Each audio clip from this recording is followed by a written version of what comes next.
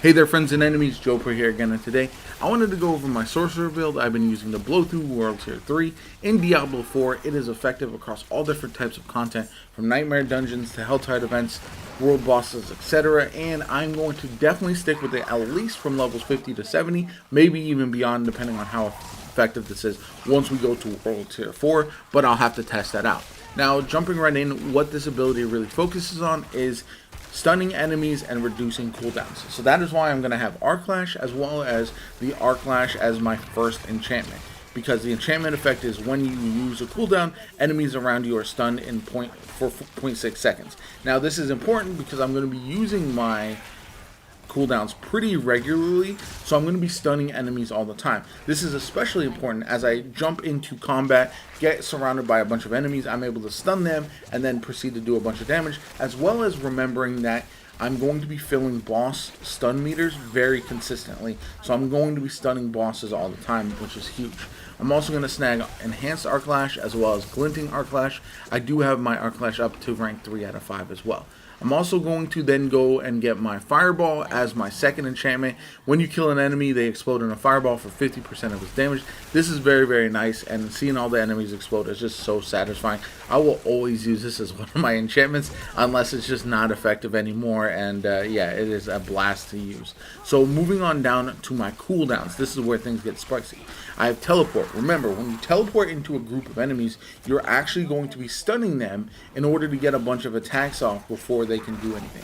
I'm also going to grab Enhanced Teleport and then Shimmering Teleport because you gain 30% damage reduction for 3 seconds. This is going to allow you to stay alive even if you jump into a bunch of enemies. Maybe some of them explode, maybe they're able to recover from their stun and do a bunch of damage, but you have that damage reduction to keep you alive before proceeding down to your next survivability aspect, and that is Ice Armor.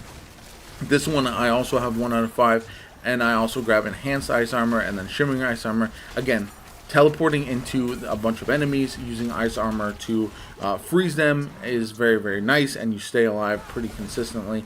It's also going to increase your mana regeneration, but that doesn't really matter because you're not using your mana a lot with this build. Then my third cooldown that I'm going to have is my Frost Nova, as well as my Enhanced Frost Nova and then Mystical Frost Nova. Mystical is where it gets very interesting with this because when you use it, you're going to make enemies vulnerable for 4 seconds and then increase to 6 seconds against bosses. So as a support character, say I'm in a group and I'm taking on a world boss, this is very effective. I can teleport in, use my Frost Nova, make the boss vulnerable, and then get out of dodge. So it's very nice. Helps out the squad and is very good when you're in solo content as well, when you want to chunk down enemies because you're going to use this and then maybe use your ultimate to just do a bunch of damage.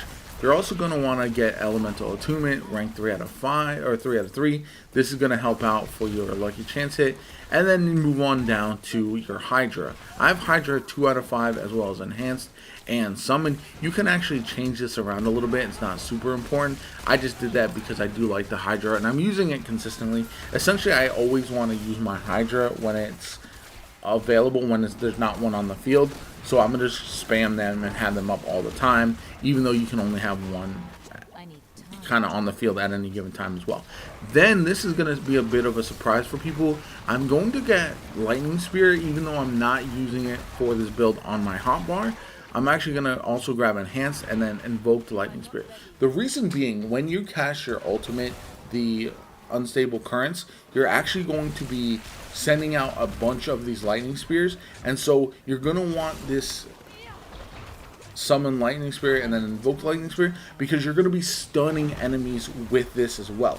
So essentially you're going to see it kind of traveling all across the battlefield and just stunning enemies very consistently. It is awesome and a lot of fun. So even though I'm not using this on my hotbar, the upgrades do work with my ultimate. So keep that in mind, and it's something to consider as you're using your ultimate with your sorcerer, that these other abilities, if they do get used, or same thing if you have a perk on one of your pieces of armor, you're gonna actually benefit from these slots even if you're not using them on your hotbar. So keep that in mind.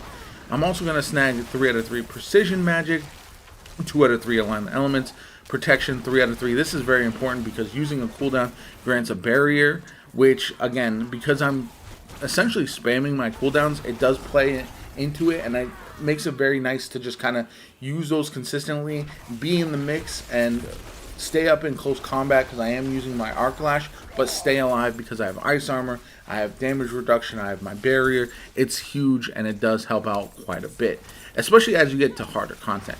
And then I've got 3 out of 3 Conjuration. The reason I want to do this is you deal 3% increased damage for each active Conjuration. Obviously, your Hydra is going to count as 1, but every single one of the lightning spears that come out during your ultimate is going to count as well. So that's why you're going to see the damage just ramp up consistently with your ultimate using the lightning spears. So that is very, very important. Moving on down, I did snag 1 out of 3 on Inner Flames and then Devouring Blaze, essentially just for dealing extra damage for burning enemies, whether it's Fireball or my Hydra. Then I'm also going to grab 1 out of 3 Static Discharge, as well as 3 out of 3 Shocking Impact.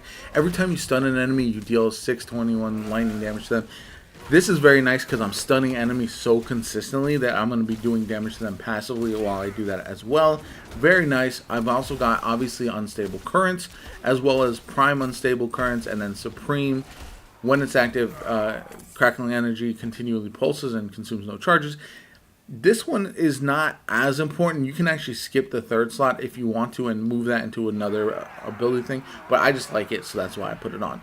Then I've got Coursing Currents times 3, Electrocution 3 out of 3, and then Convulsions 3 out of 3. These are very, very nice for buffing up your shock skills, and it does make things work out very well. Before finally grabbing Veer's Mastery, close enemies take it 10% increased damage from your shock skills and deal 20% less damage to you. Again, survivability when you're up close and personal is huge. And then Critical Strikes increases your bonuses. That's why I really did focus on Critical Strikes as I am grabbing some of my abilities and skill tree as well. So proceeding on to some of the weapon perks that I'm really looking for, let me go through them one by one. The ones that I've really found are most effective. First off, we've got Casting Ice Armor makes you unstoppable for 2.8 seconds. This is nice, not really necessary, but it's just something that I use if I need to get out of danger. Because one of the hardest part about this game is if you get terrored or something like that, you get crowd controlled, you're unable to do something and then you die. This is very effective for preventing that. I've also got the one that you heal for life per second for each close enemy, up to 64 life per second. This one is nice because, again, survivability is so important, and when you are under-leveled and you need to stay alive, this can come in handy quite a bit. As you get up higher level, you're going to want to do more things that do more damage, but this one is nice early on if you're having problems surviving. Then I've also got one, while Unstable Currents is not active, your shock skills have a chance to trigger a free cast from it. Again, that's huge. This is the #1 that I would look for this build, because Unstable Currents is tremendous and it is really the key. And the only problem with it is it has such a long cooldown, so you want to find ways to have additional cooldowns of that, and this is a perfect example. So that would be awesome. And then this one is also very, very good. Basic skills grant 20% damage reduction for 2 seconds. This one, again, survivability. These two that I've just mentioned are the two most important ones that I would put on your pieces of armor, weapons, whatever, in order to maximize those. They're very, very good. I also got this other one, which is tremendous. You deal more damage to immobilized, stunned, or frozen enemies. Again, you're stunning consistently, you're freezing enemies. This is my one that I have, does 62% more damage to stunned enemies. Absolutely massive. I would definitely look for that if at all possible. It is phenomenal. So those are just some of the ones that to keep an eye on.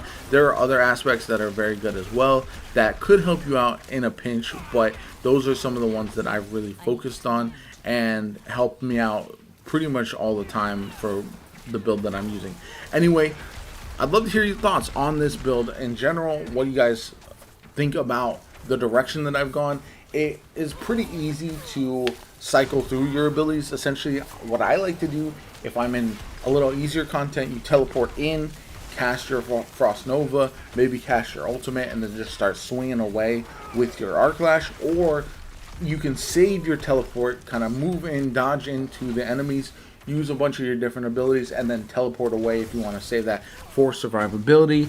But yeah, it all comes down to your ultimate, your cooldowns, and then just keeping that Hydra up at all time. Anyway, my name is Jopa. I hope you enjoyed the video. If you did, hit that like button, subscribe to the channel. Helps me out tremendously. Shows you want to see more Diablo 4 content from me. This one is, again, my favorite build in the game currently for the Sorcerer. I absolutely love it, and I can use it across all different types of content. I'm going to leave a link to the build, like the full layout, in the description below. So definitely check that out if you are curious about what I'm doing. My name is Jopa. I hope you have a good one, and I'll catch you all later.